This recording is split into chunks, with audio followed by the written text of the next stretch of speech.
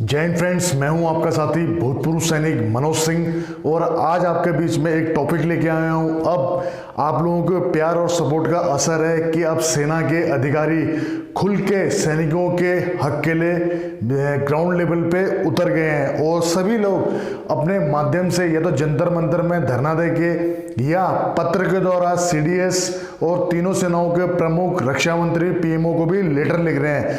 तो अभी जो ताज़ा लेटर लिखा है, करंट जो अभी लेटर लिखा है वो लिखा है आपके ब्रिगेडियर करतार साहब ने, और उन्होंने ये लेटर सेना प्रमुख, तीनों सेनाओं के सेना प्रमुख अपने सीडीएस साहब और हमारे पीएमओ और रक्षा मंत्री राजनाथ सिंह को लिखा है और 3 मुद्दों पे बात की है। आपको 3 मुद्दे मैं क्रमवार बताऊंगा, लेकिन उससे पहले अगर चैनल पे पहली बार आए सब्सक्राइब करें। आपका प्यार और सपोर्ट ही हमारी ताकत है। तो फ्रेंड्स, जो 3 मुद्दे हैं इनमें पहला मुद्दा है एनएफयू का। अभी आपको डिटेल से बताऊंगा, पहले आप 3 मुद्दे बता देता हूं आपको। पहला है आपका एनएफयू का और दूसरा मुद्दा है आपका ओरूप का, यानी कि 1 रैंक 1 पेंशन का, और थर्ड मुद्दा आपका सेना में सैनिकों की पेंशन कटौती को लेके।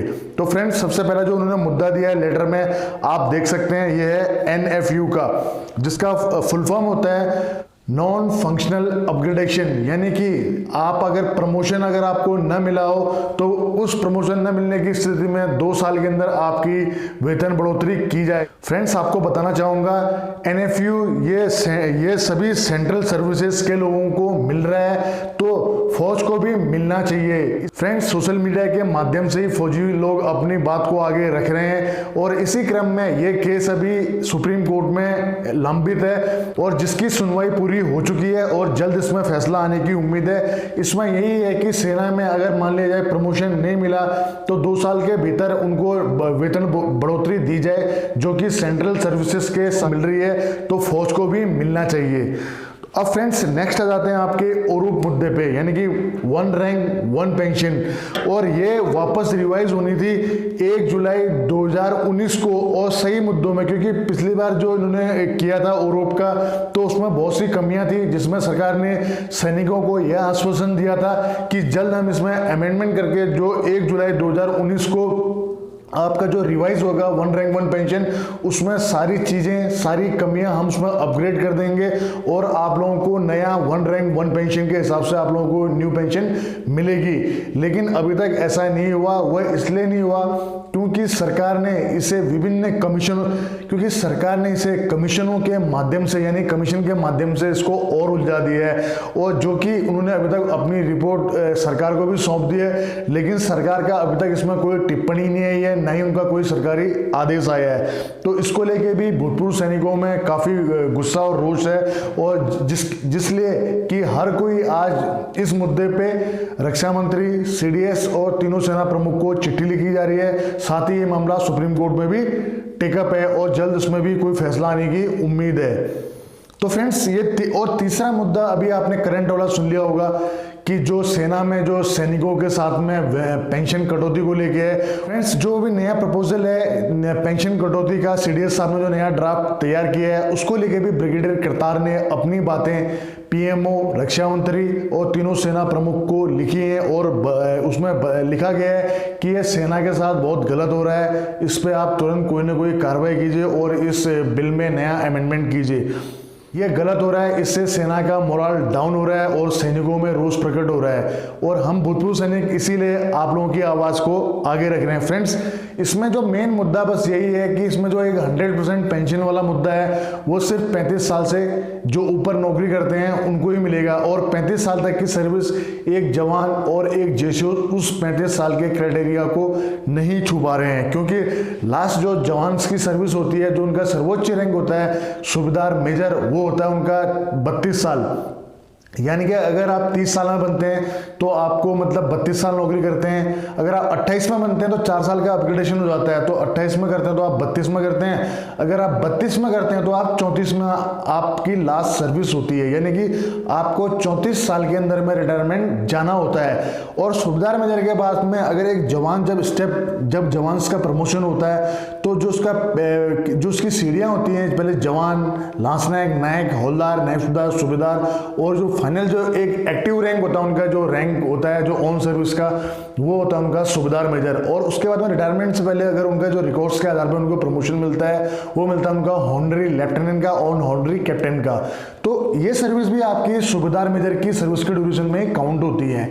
यानी कि आप अगर 28 साल में बनते हैं तो आप 32 साल में रिटायरमेंट चले जाएंगे, अगर आप 30 साल में बनते हैं तो आप 34 साल में रिटायरमेंट चले जाएंगे। कहने का मतलब ये है कि 35 साल को आप किसी भी प्रकार से आप टच नहीं कर सकते हैं। अगर आप 35 साल की सर्विस नहीं करते हैं तो आपको फुल पेंशन नहीं मिलेगी।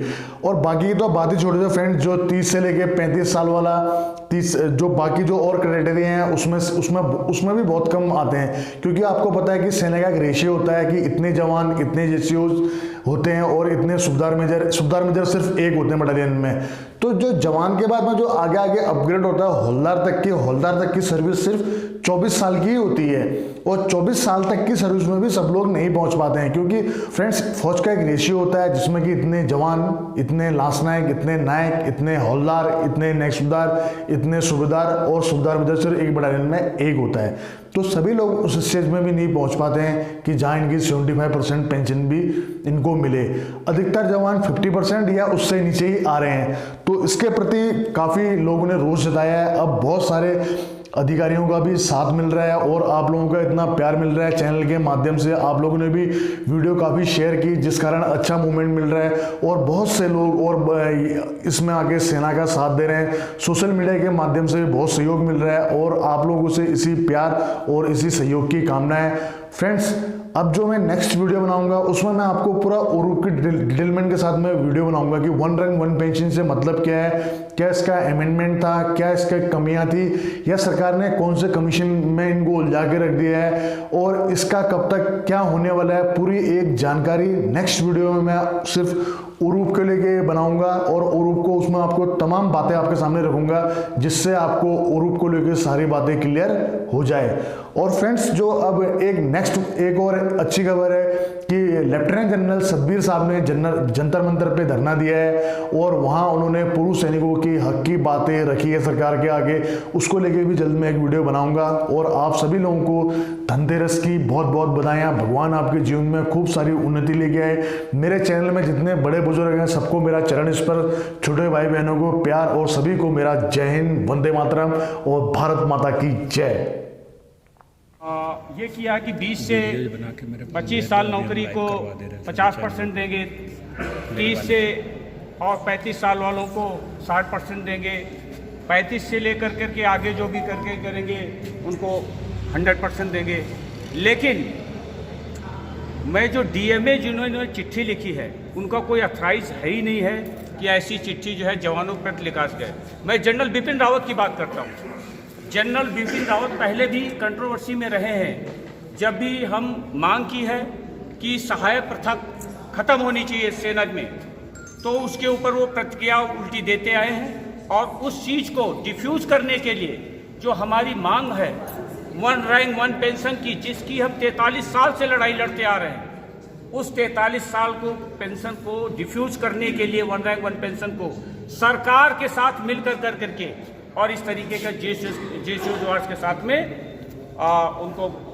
उनके साथ इस तरह के छलावा का काम कर रहे हैं। मैं यहाँ से जो इन्होंने लेटर निकाला है, जिसका उन्होंने ये मांगा है, प्रपोजल दिया है कि 10 नवंबर तक हमें ये सब लोग प्रपोज करके बताएं कि जो 30 से 35 साल नौकरी करने वाले, 35 से आगे करने वाले, उनको 100% मिलेगा पेंशन। मैं आपके चैनल के माध्यम से ये कहूँगा कि इसको पूरे जनता के पास में, सरकार के पास में हमारा मैसेज जाए कि कौन जेसीओ जवार 35 से अब नौकरी कर सकता है। कोई कर सकता है, क्योंकि हमारे साथ में टर्म्स एंड कंडीशन लगी होती है उसकी रैंक की। हमारे जो करीब 70% जो है जवान हैं, वो जवान के जवान रह जाते हैं। 20% के आसपास में हमारे जेसीओ बन पाते हैं और उसके बाद 3% जो ऑफिसर्स हैं उनके तो चांदी हो जाती है। अगर 2% अगर डीए बढ़ता है तो उनकी एक सिपाही के बराबर पेंशन बढ़ती है। तो